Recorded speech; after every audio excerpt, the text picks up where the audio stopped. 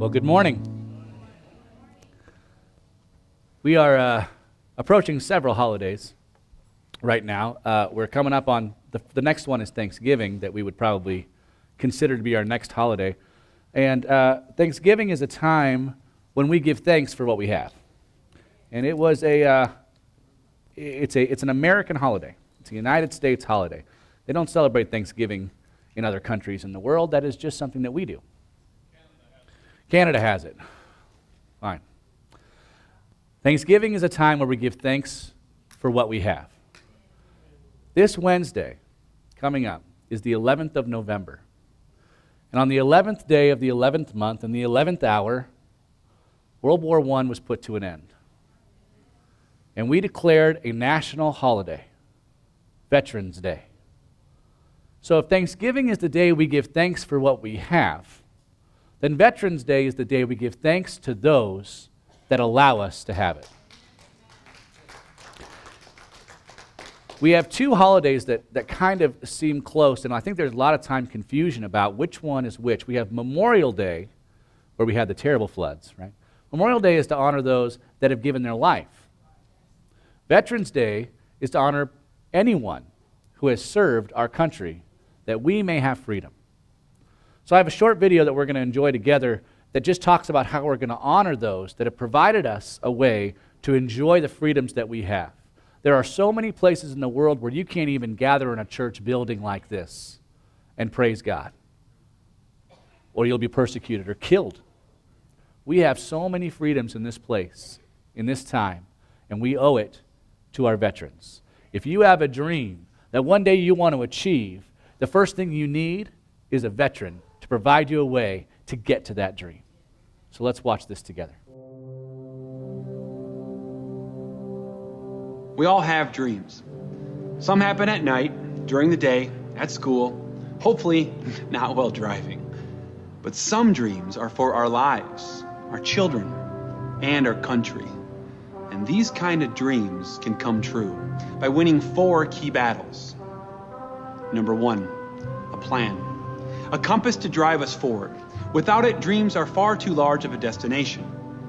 Number 2, hard work. Dreams take effort, good old-fashioned sweat and tears. 3, perseverance. When it gets tough and the math doesn't add up, the ones who see it through will see something new. And there are so many more. But of all the battles to win when chasing dreams, there is one, and that is paramount. First on that list, on any list, for us to accomplish a dream, for a dream to come into reality, is a veteran. On your list to accomplish your dreams is a veteran's name first. Without them, you would not have the freedom to dream. So today we thank our veterans for allowing us to dream, for laying down yours so we could pick up ours. There is a battle for the freedom to dream. Thanks for winning it. What is dependent on you has always been our independence. We honor you today. We will always remember, we will never forget that dreams need a veteran.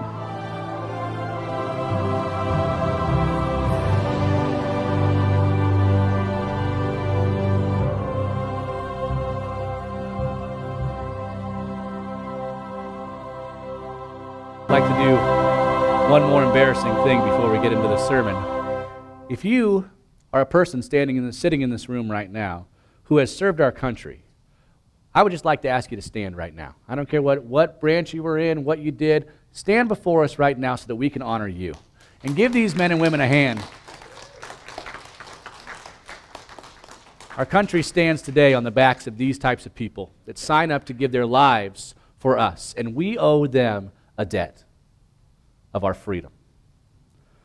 And that's a very clever pastor's way of segueing into today's sermon, which is called God's debt. All right, that there is a debt we owe to our veterans so that we can celebrate, and then there's this thing that we do to God where we feel that God owes us a debt. Now, I have good news and bad news, Deb. I told Deb to make the bulletin because we were going to talk about Sodom and Gomorrah today, and so your bulletin is littered with things about Sodom and Gomorrah. But then God, you know that guy, God, that guy.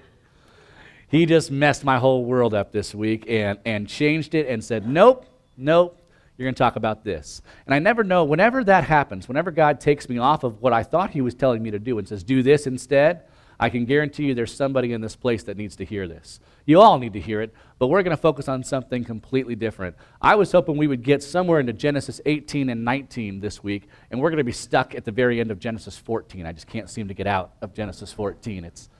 It's muddy water. So today, just ignore your bulletin. I'm sorry. The good news is you don't have to make a new bulletin for next week, because that's probably what we're going to talk about. Just change the date. But we're going to talk about this story of what happened to Abram. Now, we've been talking about Abram for some time, that he started out as a result, a grandchild of someone who came out of Babel. We talked about how Babel is where people were separated, and they started to cover the whole earth.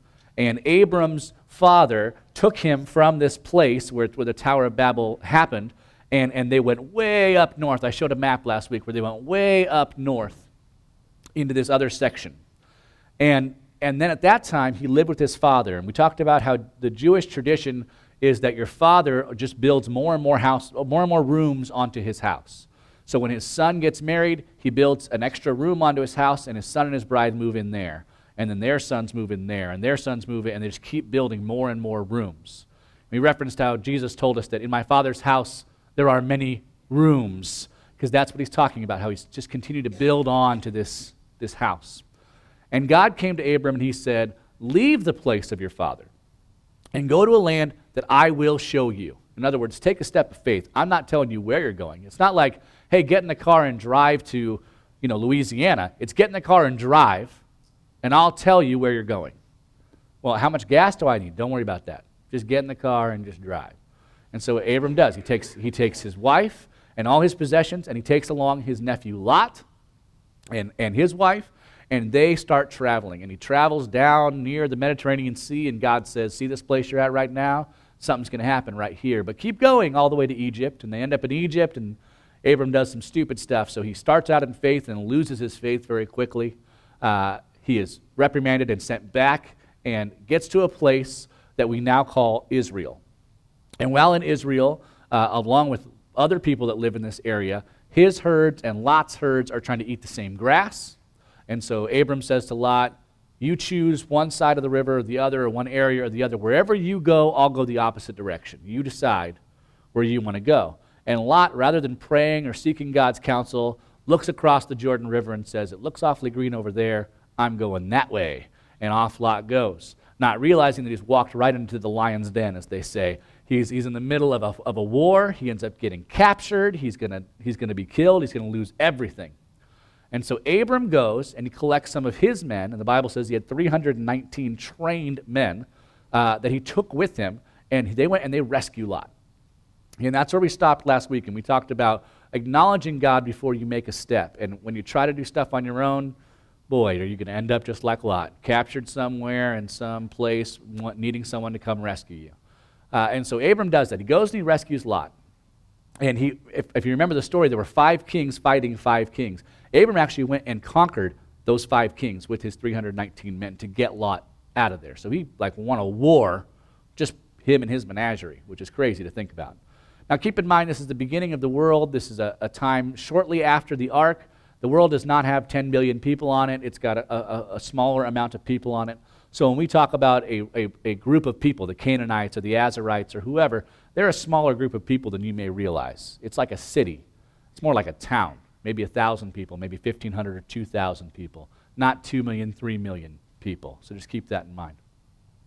And so Abram goes from this place after rescuing Lot, and immediately he is met by some of the kings that were a part of this war. Okay, and I'm going to leave it there for just a second. We have to understand the situation that Abram has been in.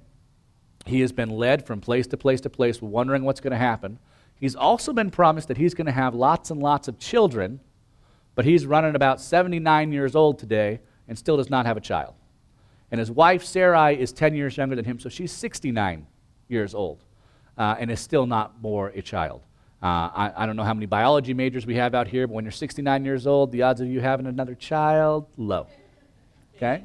So we're getting to a point right now where they're not feeling like any of this is going the way it's supposed to go. None of it's going the way it's supposed to go. And this is the same situation we find ourselves in every day. We find ourselves in this position where we say, God, I serve you. God, I love you. I gave my life to you. Now it's your turn to do something for me. You see, God, you're in my debt. You tell me you don't say that to God? Because you do. You look right at him and you say, I thought you said that if I do this, you're going to rain down these blessings and you're going to do all this stuff for me. And God says, you think I'm in your debt?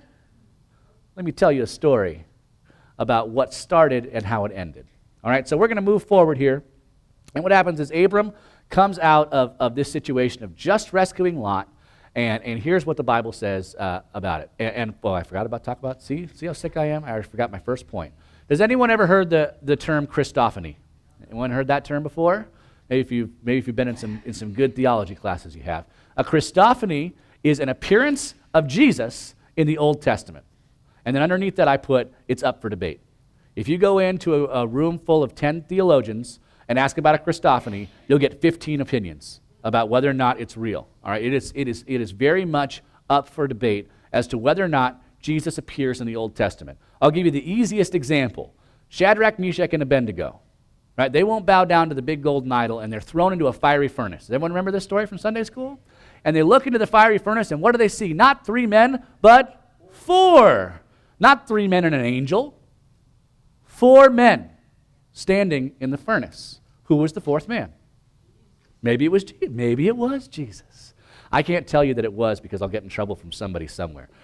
But you might figure out that I think Christophany is something that does happen. The definite time where it's not up for debate is at the creation of the world, when God says, let us make him in our image. Who's he talking to? Jesus. He's talking to Jesus and the Spirit. And then John 1:1 says, in the beginning was the Word, which is a word he uses for Jesus. In the beginning was Jesus, and he was with God, and he was God, and all things were made by him, and without him nothing is made. So Jesus is there at creation. He is. So does Jesus appear in the Old Testament? Yes, he does, at least at creation. The second most popular is at Shadrach, Meshach, and Abednego in the fiery furnace. Those are the 2 that most people would lean on. The third one is my favorite, and I'm sure you probably don't even know anything about this, which is going to be awesome. People tell me you like the fine print. Well, you're going to get some fine print today, all right? But that's what a Christophany is, and here's where I think Abram, again, starts the whole Jewish following. This is such important stuff. That's why I'm spending so many weeks on it. I believe Abram met Jesus. So let's take a look at what happens after he saves Lot. So here we go. After Abram returned from defeating, you can pronounce it at home if you want, whatever that guy's name is, and the kings allied with him. Remember, there were 5 kings coming against 5 kings. Abram went and took care of that. The king of Sodom came out to meet him in the valley of Sheva, which is called the King's Valley. The King's Valley was a term they used where they talked about that's where the kings met. If you watch an old movie and one army with a king is going up against another army with a king, the 2 kings always come and meet in the center. You've seen that in movies before? It's a reference to this type of thing where they would on one hillside would be an army, on the other hillside would be an army, and the kings would come meet in the valley. Okay, so this is the King's Valley. So they've come to talk to the guy who just won the war. Then it says, then Melchizedek, king of Salem, brought out bread and wine. He was priest of God Most High, and he blessed Abram. I'll tell you what he said in just a minute. I want you to look at 3 very important things about this man named Melchizedek. He is the king of Salem. Salem means peace. Salem means peace. You grew up in Oregon, didn't you? Where'd he go? Where's Tom? He's not even in here. He would know. Salem means peace. Salem's the capital of Oregon, in case you're wondering what that reference was about. So the king of peace. If I said, who's the king of peace, you would say, Jesus. Jesus is the king of peace. That's right. And the word Salem means peace. In Hebrew, the word city is pronounced Jeru. J-E-R-U. J-E-R-U. So if you wanted to go to the city of peace, where this guy's the king, you would go to Jerusalem. Jerusalem. Jerusalem. Okay? So this is the king of Jerusalem. Look out, here it comes. And he brought out, what did he bring out? This is so cool. What did he bring out? Bread and wine. What does Jesus do at the Last Supper? He eats bread and drinks wine. This is my body. This is my blood. Are you picking up what I'm putting down yet? This guy's got something going on. And then it says he was a priest of God Most High. Now, if you've been here all however many weeks I've been doing this series, you'll know that at no point up until now have we ever met a priest of God. Never. Nope. Adam, Eve, Cain, Abel, Noah, Tower of Babel. Did we ever talk about a temple? Did we ever talk about a priest? Is there any sort of law even at this point other than love God with your heart? I talked about this before, that I believe that's because people were kind of dumb. They had a lot of learning to do before you start putting stuff on them with laws and this sort of thing. But there's never been a priest up until now. Yet somehow, this guy, Melchizedek, king of Salem, king of peace, king of Jerusalem, brought out bread and wine. He was a priest of God. That's just weird. There's no such thing as a priest of God at this time. That's weird, okay? And he blessed Abraham. How does he get to bless Abraham? I thought Abraham was talking to, or Abram. Abram had been talking to God directly. God gave him some promises. Where does this guy come in that he gets to bless Abram?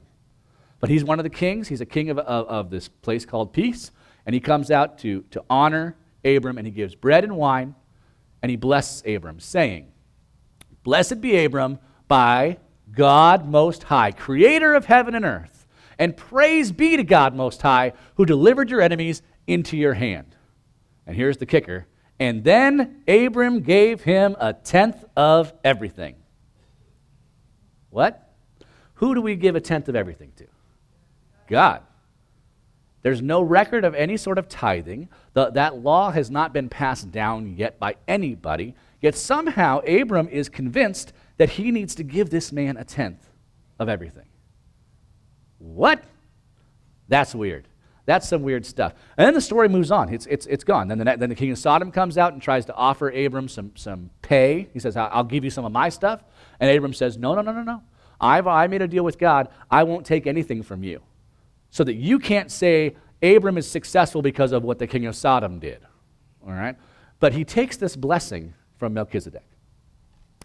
And this is the first time where Abram actually sees something happening from what God told him before. God had told him, you're going to have these descendants, your name's going to be great, I'm going to give you a nation and a land. Yet he's living in a land with other people. He just had to go to war. Nobody really knows his name except that he just won a battle. So some of these kings are now aware of who he is.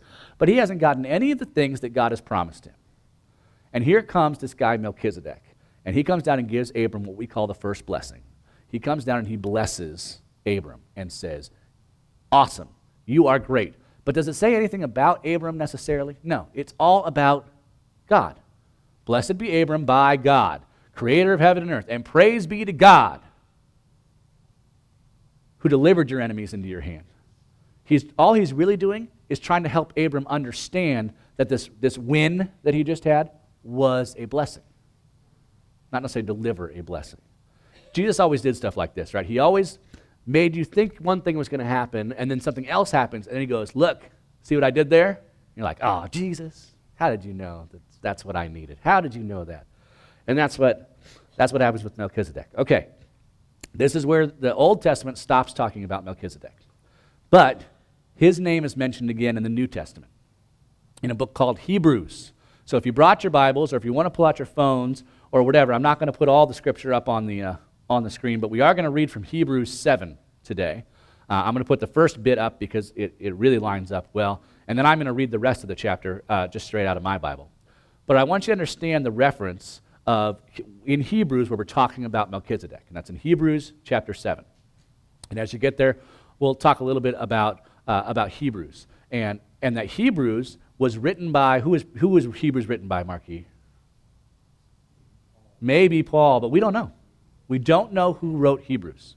And so, when we were developing what we call the canon, back in the early centuries of the church, when people would get together and they would try to figure out what books should be included in the Bible and what books shouldn't be included in the Bible, one of the most hotly contested books was Hebrews. The reason being, they don't know who wrote it. A lot of people think Paul, but a lot of people think not Paul. We're not sure where Hebrews came from. But Hebrews, in case you couldn't tell, was written to a specific group of people. Guess who it was written to? The Jews, the Hebrews. That's right. It's pretty clear in the name of it. This is written to the Hebrews. Philippians is written to the people in Philippi. Corinthians is written to the people in Corinth. Hebrews is written to the Jews, to the Hebrews. Jews who would know this story like the back of their hand. This is where Judaism came from, is Abram. Eventually Abraham into Isaac and Jacob. So they know what this is. This group of people that he is addressing, whoever that author is, knows exactly what this is, okay? What this story of Melchizedek is. The bread, the wine, the blessing, king of peace, the whole nine.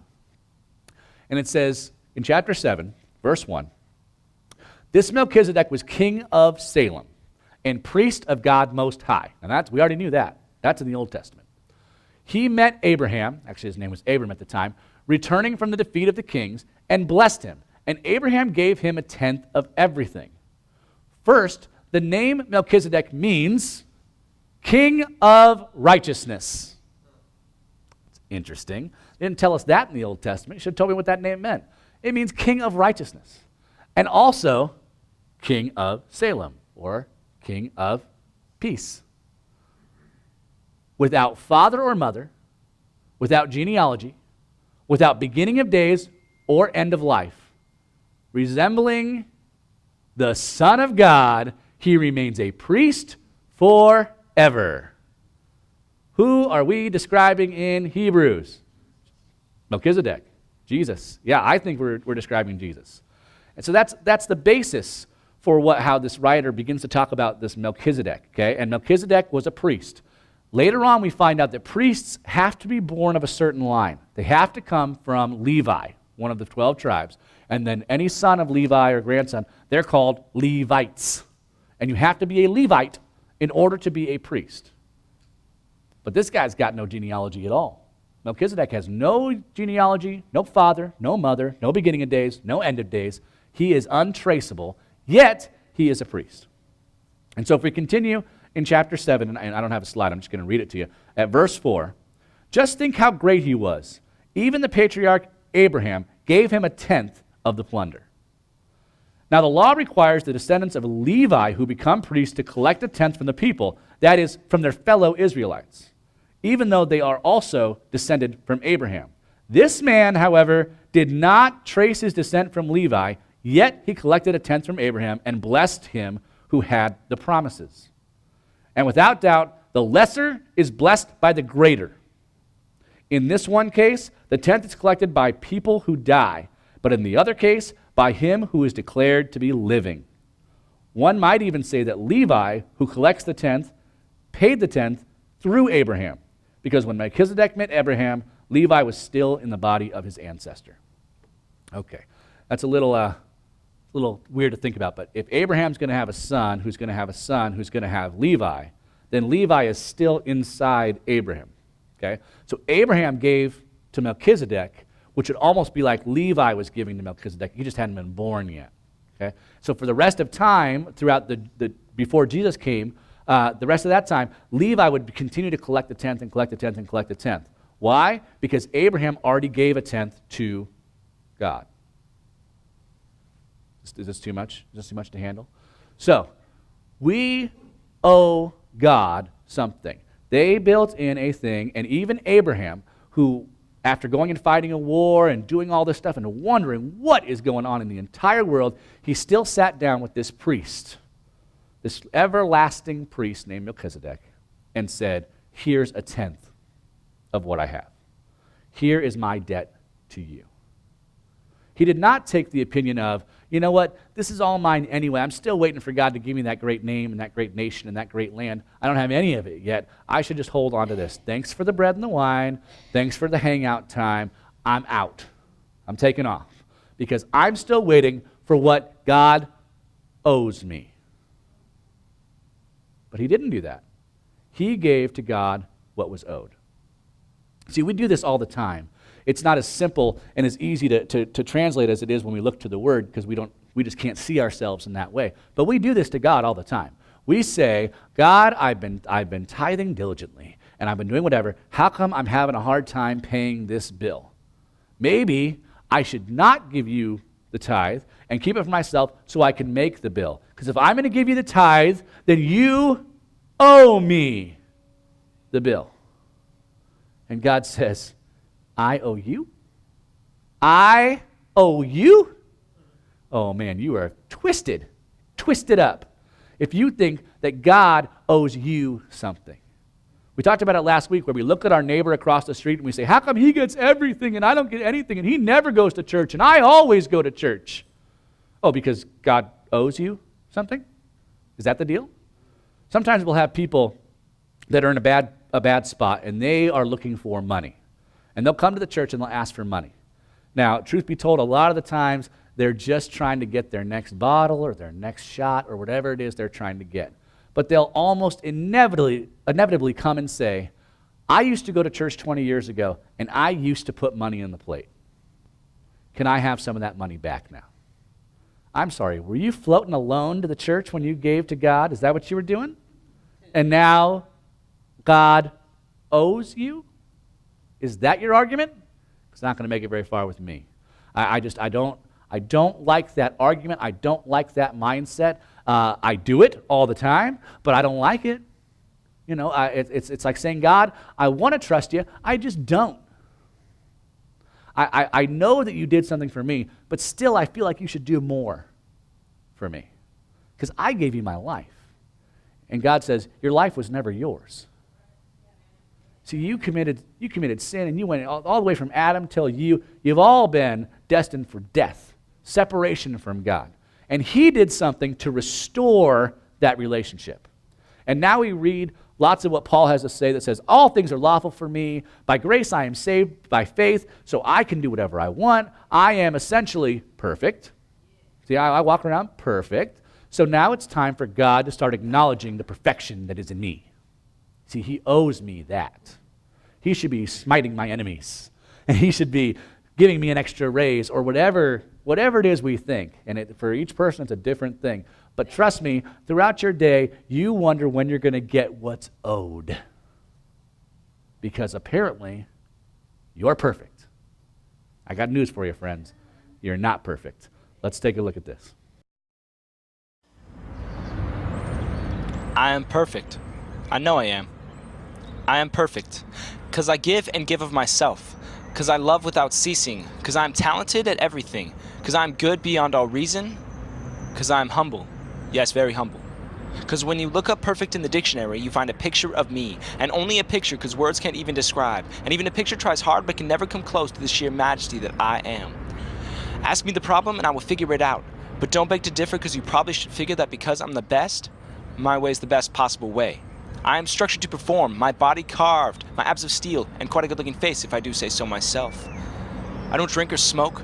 I don't choose to blemish this perfectly formed body with an imperfect substance. I don't submit to peer pressure either. I mean, what would be the point of listening to imperfect people? I don't hit back, I turn the other cheek. I don't steal, lie, or get jealous. I mean, what would I be jealous of? I am perfect. I don't judge. I know everyone's already below me. And I don't rely on friends or family, for they aren't perfect, and they always let me down. But I am perfect. Or am I? You see, I give because it makes you look good. And of course I love. But I love myself most of all. And I've been given talent, but I only use that talent to raise myself higher. And I'm a good person because I was told being a good person makes you more likable. And yes, I act humble, but it's just a show for others to see. I lie, I steal, I hit back, and I get jealous, especially of people that know where they're going in life. For it's clear that I'm not perfect. Rather, when you look up imperfect in the dictionary, you see a scratch where I tried to cover up the letters to my name. But here lies my problem. For so long, I've tried to be perfect, thinking that the big man upstairs ought to owe me something for my great life. But this is not the case. For it is when I think I am perfect, it is when I think I deserve something, that my pride destroys my ability to be without sin.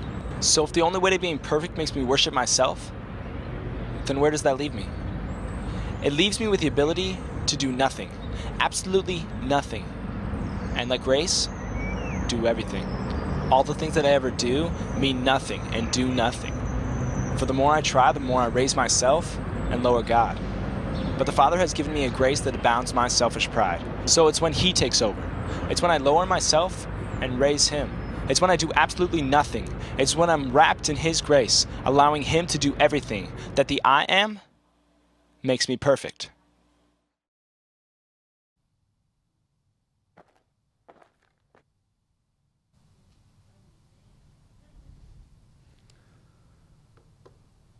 You're not perfect. I'm certain that I'm not, because I still have another 25 minutes of sermon to go, and we're already 5 or 6 minutes over on our time. Oops. But we're not perfect. There's nothing we can do to achieve a debt from God. God owes you nothing. That's what makes it grace. It's not grace if you deserve it. Grace is unmerited favor, that which you do not deserve and get instead. See, grace is getting what you don't deserve. Mercy is not getting what you do deserve. Because if you want to play that game, you want to find out what you do deserve. Okay, the grass is always greener. Let's go cross the Jordan lot, and let's find out what's over there. Because it's not a game you want to play. And it's a game you will always lose. You see, it sounds so terrible to say that humans are so wretched. But I'm sorry, humans are wretched. We don't know what we're doing. We're trying to figure out exactly what God has in store so we can somehow tilt the machine, right? You ever play the pinball and you hit the machine to try to get, and it goes tilt? It says someone's tilting the machine. Someone's trying to change the rules because they think they understand how far they can push it. The minute you start to think that you understand what God has for you is the minute you start drawing a border around it, right? And you say, this is how far I can go, and where are you going to live? At the very edge of that border. Maybe I can tip my toe one more. Okay, it looks like the border can move. That's no way to live. The minute you start trying to do stuff for you so that God will recognize you is the minute you messed up. Instead, Jesus says, take up your cross every day. Every day, die to yourself, and instead say, I will serve Him. And if I'm serving Him because He is my master, He is the one who saved me, He certainly owes me nothing. I owe it all to Him. What do we do in response to this God who loves us? What do we do about the fact that we can't do anything? What we do is we let God do His thing and we simply respond. Whatever comes into our life, we go to God and we say, thank you. And here is my response. Through prayer, through supplication, through saying, God, you're God. I'm not going to try to drive this car. You tell me what to do about what you've just taught me. So our final video, we'll close with this. Our band will take the stage. Go in peace, guys. I'll close in prayer. Remember, I'm not going to shake your hand when we're done. Don't forget to get an Operation Christmas Child box and sign up for our Thanksgiving dinner. But watch this one last video that tells you there's nothing you can do to earn it.